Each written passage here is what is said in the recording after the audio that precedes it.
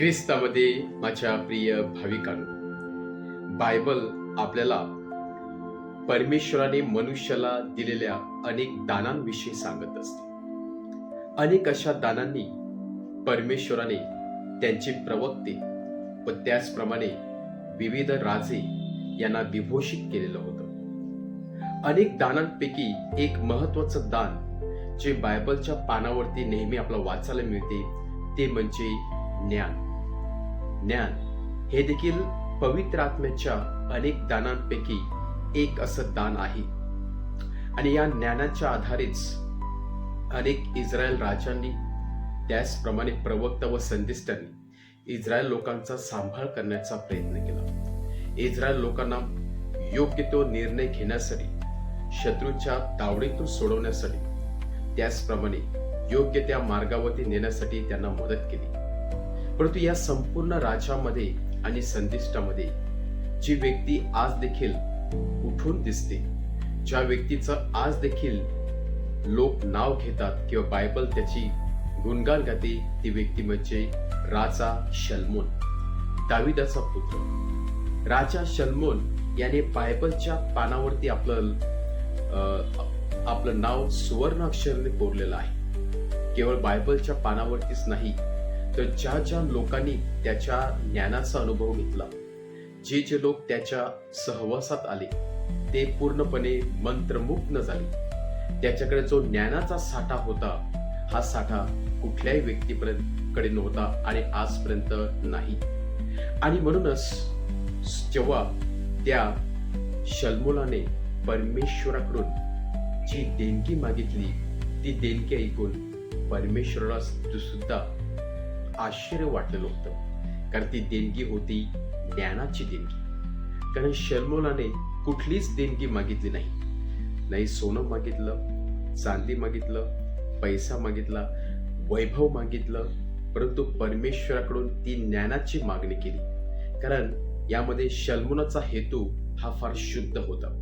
ज्ञानाची देणगी अशासाठी की स्वतःची स्तुती करण्यासाठी नाही, तर ज्ञानाची देणगी अशासाठी तर इस्रायल लोकांचा सांभाळ करण्यासाठी, त्यांची देखरेख करण्यासाठी, योग्य तो निर्णय घेण्यासाठी आणि त्याहीपेक्षा जास्त योग्य तो न्याय निवाडा करण्यासाठी. जो राजा असतो त्याच्या मनातील हेतू जर खरोखर शुद्ध असेल आणि योग्य न्याय निवाडा तो करत असेल, तर तो खराखुरा न्यायी आणि त्याचप्रमाणे समाजप्रिय नेता किंवा राजा असतो.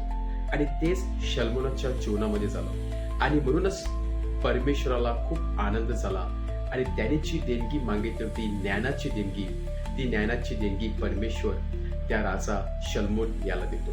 आणि त्या ज्ञानाच्या सामर्थ्याने शलोमोन फार मोठा लौकिक कमावतो, इस्रायल लोकांचा सांभाळ करतो.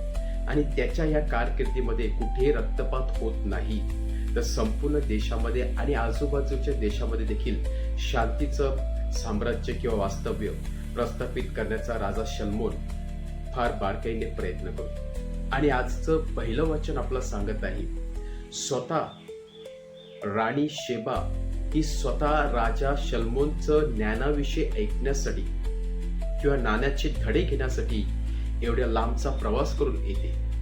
आपल्या साथीदारासह सोनं, त्याचप्रमाणे नाणी घेऊन, वेगवेगळ्या प्रकारचे वेगवेगळे अतिमौल्यवान खडक घेऊन ती शलोमोनाला भेटवस्तू देते. शलोमोनाने बांधलेल्या त्या देवळाकडे पाहून, मंदिराकडे पाहून ती मंत्रमुग्ध होते. त्याच्या त्या दरबारामध्ये जे जे सेवक होते, नोकर चाकर होते, त्यांच्याकडे पाहून ती आश्चर्यचकित होते.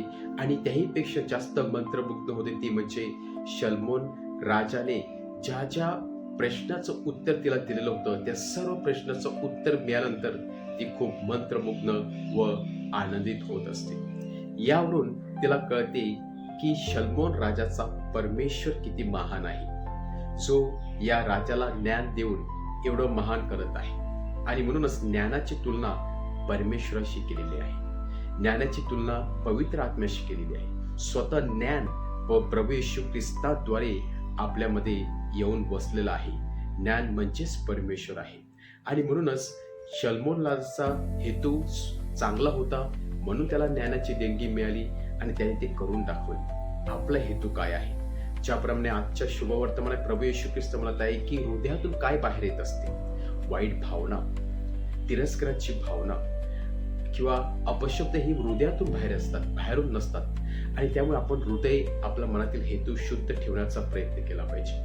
शल्मोन राजाप्रमाणे आपण देवाकडून ज्ञानाची देणगी मागूया, चांगलं न्यायनिवड करण्यासाठी, योग्य रीतीने जीवन जगण्यासाठी. आणि नक्कीच परमेश्वर आपल्या सर्वांना ज्ञानाची देणगी देऊन जीवनामध्ये योग्य ते निर्णय घेण्यासाठी आपल्या शक्ती व सामर्थ्य देणार आहे.